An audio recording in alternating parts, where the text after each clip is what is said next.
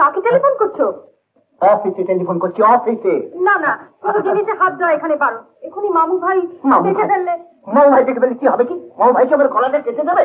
মামু ভাই, আহা, আমার বাড়িতে আমি নিজের টেলিফোন করতে পারবো না? এটা কি কথা হলো? মামু ভাই, হ্যালো। এটা তো এখন তোমার টেলিফোন না, তুমি মাস্টার মশাই। কি করেছে তোমার মাস্টার মশাই? মাস্টার মশাই আমি কে তা এখনই বেশ ভালো করে বুঝিয়ে দিচ্ছি। মাস্টার মশাই, হ্যালো। মাস্টার মশাই কি? না না, নাবি রাখুন, নাবি রাখুন। না না না, এইসব জিনিসে হাত দেওয়া বারণ। কিন্তু দক্ষিণারঞ্জন চৌধুরীর বাড়িটা আমরা নিয়েছি সত্যি, কিন্তু তার কোনো জিনিসে হাত দেওয়া আমাদের কোনো অধিকার নেই। নাবি রাখুন, নাবিয়ে রাখুন।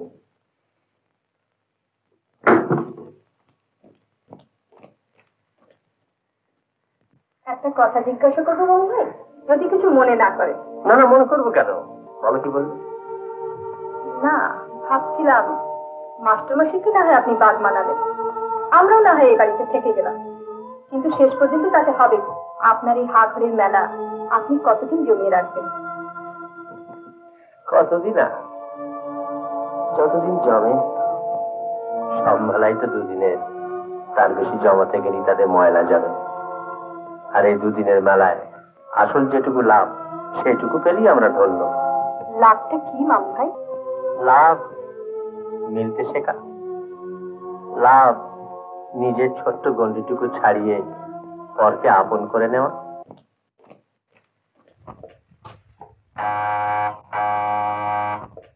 জগদীশ বাবুকে ডাকো।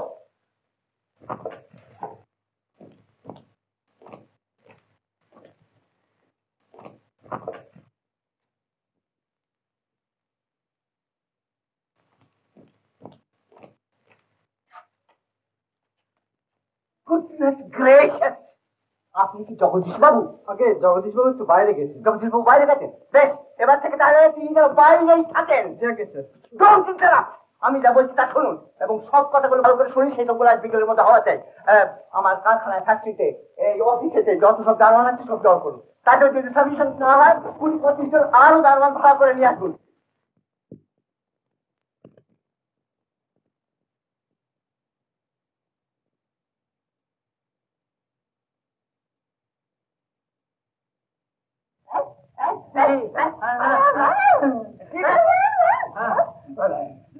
বুঝতে পারছেন না?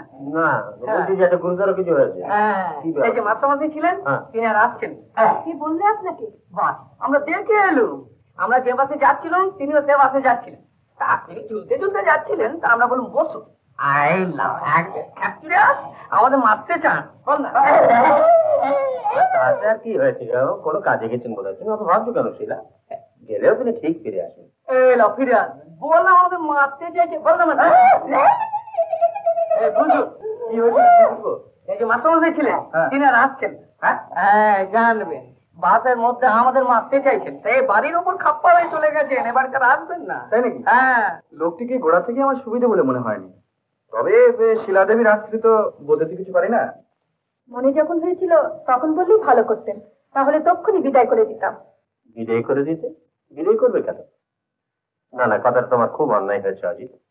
লোক তিনি সুবিধের কি অসুবিধে রায় দেবার মতো কতটুকু তাঁরা আমরা জেনেছি। আচ্ছা, তার খোঁজ কোথায় পাওয়া যায় তুমি সে সম্বন্ধে কিছু জানো? তাহলে না একটু চেষ্টা করে দেখা যেত। হ্যাঁ, সেই কথাই ভাবছি। আরে আমি কে থেকে বলছি, কি চাইছি সেই কৈফিয়ত নেবার কোনো দরকার নেই। শিলাকে ডেকে দিন। আমি নিজে থেকে এসেছি বাবা। সুবুদ্ধি তোমার হয়েছে দেখছি। তাহলে সুবুদ্ধি আমার গোড়া থেকেই আছে, কিন্তু এ কি করলে বলো তো তুমি? কি করলাম? এখনো তো কিছুই করিনি। যা করবো সেটা আজ সন্ধ্যেবেলায় বুঝতে পারবে, আর সেই জন্যই তোমাকে এখানে ডেকেছি। আমি নিজেই এসেছি এই কথা জানাতে যে তোমার চুক্তি তুমি রাখতে পারলে না। আমার চুক্তি? আমার চুক্তি আমি ঠিকই রেখেছি। এবার আমার যা করবার তাই আমি করবো। ওই বোম্বেটি গুলোকে এমন শিক্ষা দেবো যে জীবনে কোনোদিন ভুলতে পারবে না। তাহলে সে শিক্ষা আমাকেও নিতে হবে বাবা। তার মানে? তার মানে আমি ওদেরই একজন। ওদের উপর যে অত্যাচার তুমি করতে যাচ্ছ তার ভাগ যদি আমি না নিই, তাহলে আমি নিজের কাছে ছোট হয়ে যাব। ছোট হয়ে যাবে? তারাই তোমার আপনজন। আমি বুঝি তোমার কেউ নই? আমি তোমার মেয়ে হয়ে জন্মেছি সত্যি, কিন্তু তাই বলে আমার নিজের কর্তব্য দায়িত্ব তো আছে। এই বিপদের দিনে আমি কিছুতেই ওদের ছেড়ে থাকতে পারবো না।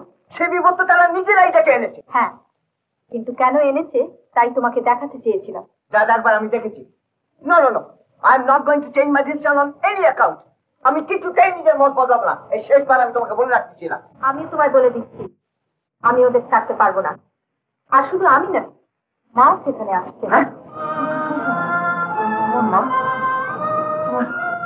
তোমার মা আসছে সেখানে? হ্যাঁ, এক্ষুনি হয়তো এসে পড়বে। শোনো শোনো শিলা, আমি দাদা কিছু ভালো করে বুঝে নিতে চাইছি। যা বোঝাবার তা তো তোমায় বুঝিয়েছি, আর আমি থাকতে পারছি না। শিলা শোনো, শিলা শিলা,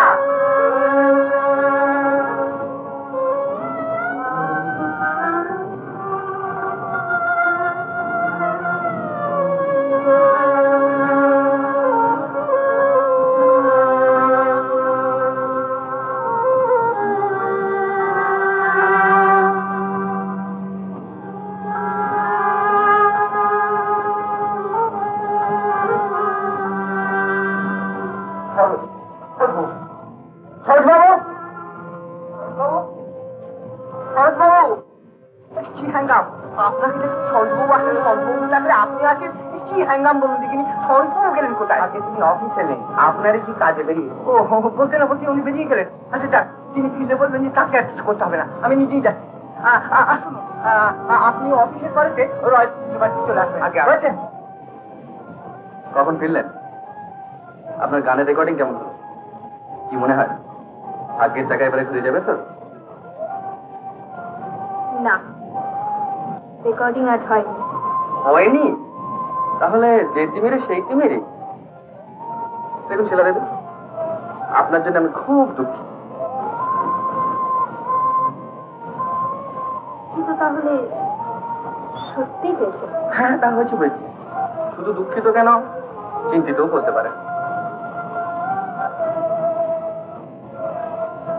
দেখুন, আপনার এখন যে অবস্থা তাতে তো একটি রাস্তাই আপনার জন্য খোলা। একটি রাস্তা খোলা? সে রাস্তাটা কি? রাস্তাটা কি?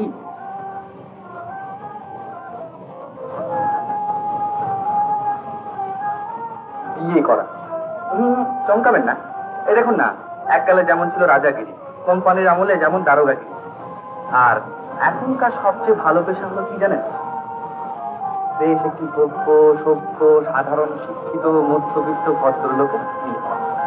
তবে হ্যাঁ, অবস্থাটা কিন্তু সাধারণ হওয়া যায়। খুব ভালো অবস্থা, অর্থাৎ ধরুন হাই সোসাইটি বলে সেখানে নানা রকম সামাজিক কর্তব্যের ঝামেলা আছে। আমি আপনাকে যেটা বলছি না, সেখানে কোনো দায় নেই। সুখের চাকরি চাইলেই তো পাওয়া যায় না। দরখাস্তটা করবো কোথায়? সেটা আবার ভেবে বার করতে হবে।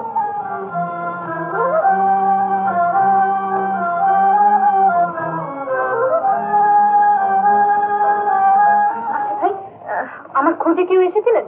না তো দিদি, কে আসবে? সেই মাস্টারমশাই? না, আরেকজনের আসবার কথা আছে। উত্তম কুমারের সেরা সিনেমা দেখতে হলে ডাউনলোড করুন ক্লিক অ্যাপ।